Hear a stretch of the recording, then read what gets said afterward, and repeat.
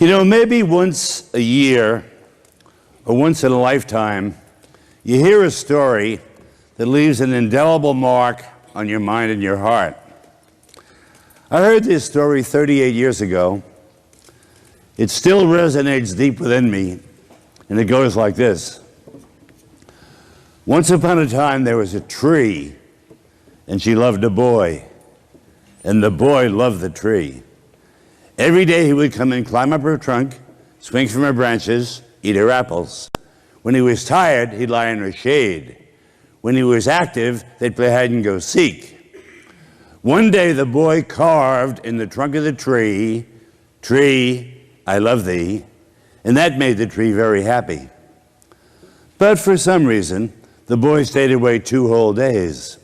When he came back, the tree was so happy she literally shook with joy. She said, "Come, boy, climb on my trunk, swing from my branches, eat apples and be happy." The boy said, In the last 2 days, I found out what real fun is like.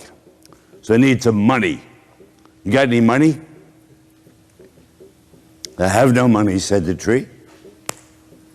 "But pluck all my apples, sell them in the city, get money and be happy."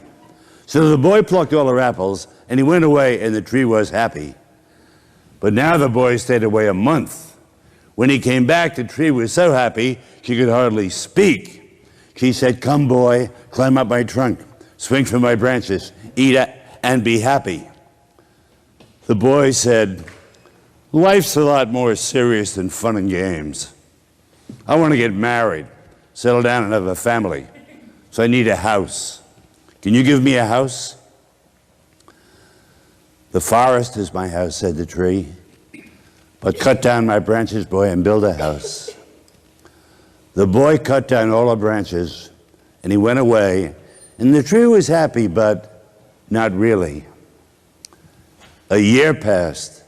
Finally, the boy returned. The tree said, "Come, boy, climb up my trunk and be happy." "Yuck! I am bored. I'm disgusted with life. I want to get away to a foreign country. So I need a boat. Can you give me a boat?" "Cut down my trunk and build a boat," said the tree. The boy cut down her trunk and he sailed away. 40 years later, when he returned, the tree looked up and said, "But I have no apples. There's nothing to eat." "My teeth are too weak to chew," said the boy.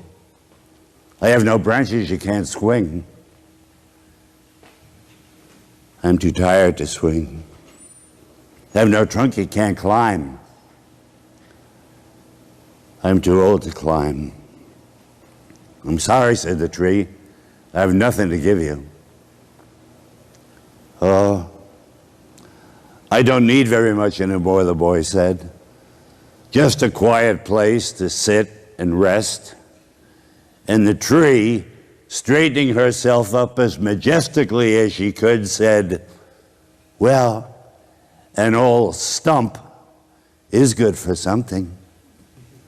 Come, boy, sit and rest." And the boy did, and the tree was happy. In Shel Silverstein's beautiful modern parable, which he calls the giving tree, when the tree freely surrenders her apples, her branches, and her trunk, I'm reminded of Jesus, of whom Paul wrote in Philippians, "He emptied himself." He emptied himself.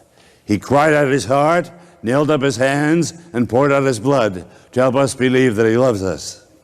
Significantly, Jesus chose the giving tree of his cross as the demonstrative sign of his absolute love for men and women, a love that did not count death too high a price, or in the words of the early church father, Cyril of Jerusalem, the mightiest act of love ever to arise from a human soul.